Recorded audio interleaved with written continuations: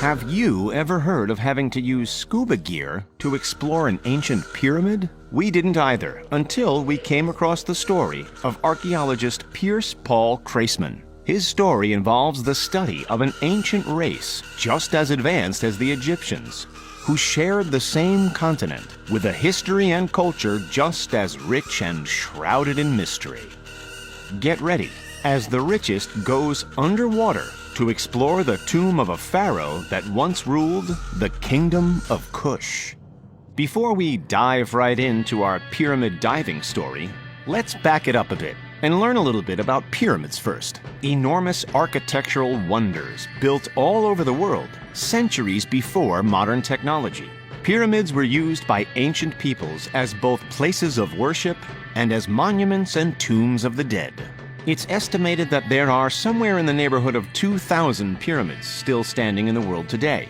They can be found on every continent on Earth except for icy Antarctica.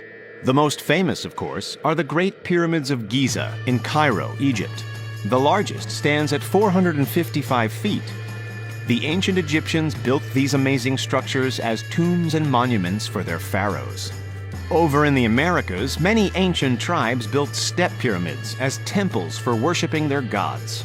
The famous El Castillo Pyramid of Chichen Itza, for example, was built by the Mayans over 1,100 years ago in the Yucatan Peninsula of Mexico. It was built as a temple to the serpent god Kukulkan. In ancient Greece, the Pyramid of Hellinikon was built some 100 years earlier than the Great Pyramids of Egypt. Its purpose remains unknown. In China, there stands the Great White Pyramid of Xi'an. We know very little about it as the Chinese government has banned access to the structure. But rumor has it that it could be twice the height of the Great Pyramid at Giza. On the Australian continent, there are two possible yet unconfirmed pyramid sites, the Gympie Pyramid and Walsh's Pyramid. And as previously mentioned, exactly zero on Antarctica, despite a recent debunked story about one. The images turned out to be snow-covered, pyramidal-shaped mountaintops. The country that holds the title for the most pyramids still intact is surprisingly not Egypt, but its neighbor to the south on the African continent, Sudan. Sudan is home to some 240 pyramids, built by the ancient Kushite people. Sudan and the Kushites also happen to be at the center of our archaeological story. The Kingdom of Kush, also referred to as Nubia, was located in northeast Africa just south of ancient Egypt in modern-day Sudan, and it had close ties to ancient Egypt.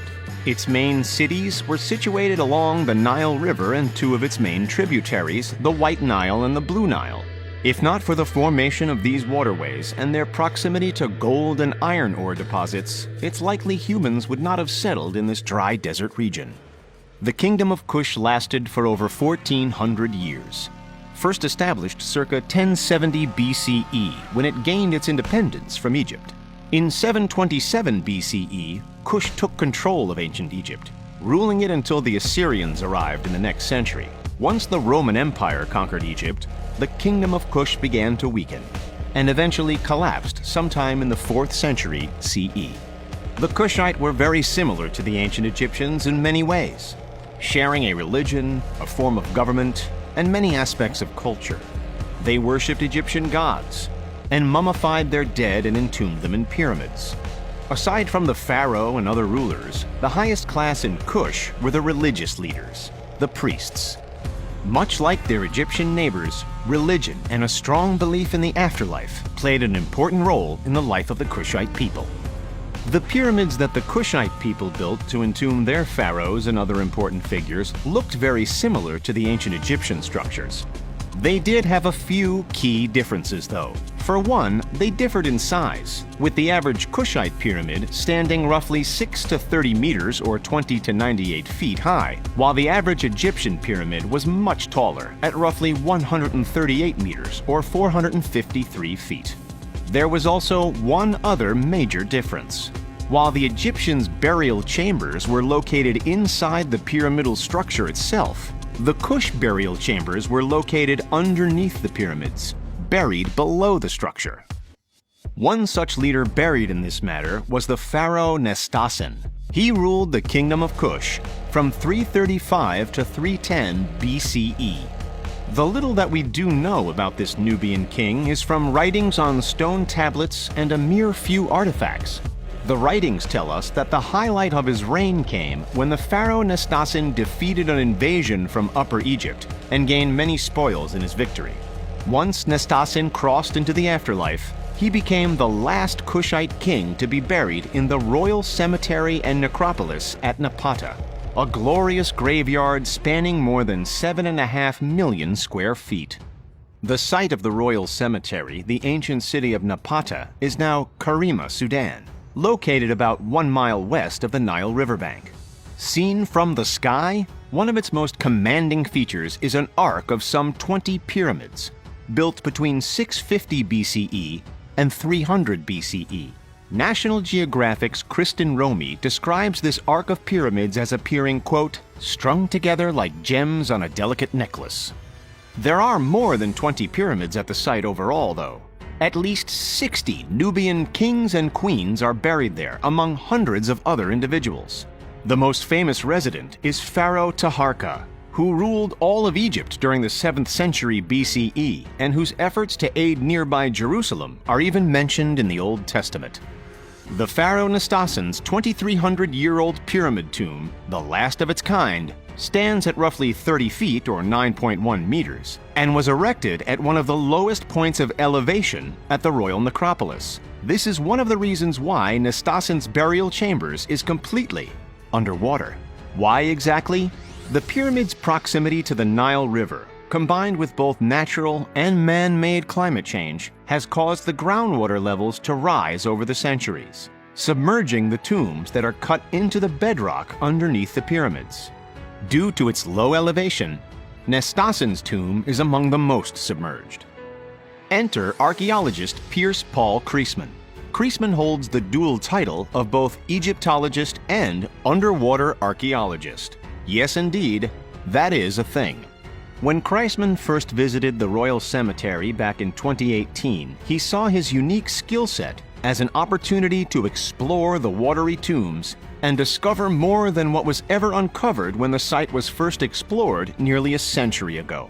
Back then, the water was only knee-deep. Now the water reached the ceiling of the tomb chambers. After Kreisman and his team spent the better part of a year digging the staircases leading to Nestasin's tomb out from under sand, they put on their scuba gear and headed into the murky waters.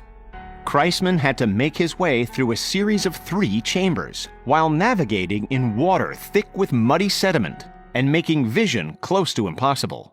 When they reached the 3rd and final chamber, they discovered a treasure trove of artifacts. Among them, and covered in bits of gold foil, were Shabti dolls, funerary figures whom the ancient Nubians believed would accompany the deceased into the afterlife. Also in the chamber, the sarcophagus of the pharaoh Nestasin himself. The only problem? That ceiling-high muddy water makes excavation and study of these artifacts highly problematic. Kreisman is optimistic, though, and now, packed with experiences and knowing what to expect, their aim is to return to the site later in 2020 and attempt to excavate the burial chamber in what they themselves argue is an audacious and logistical challenge. Only then will we know the extent and value of the treasures inside this pyramid, and perhaps, eventually, the dozens of others.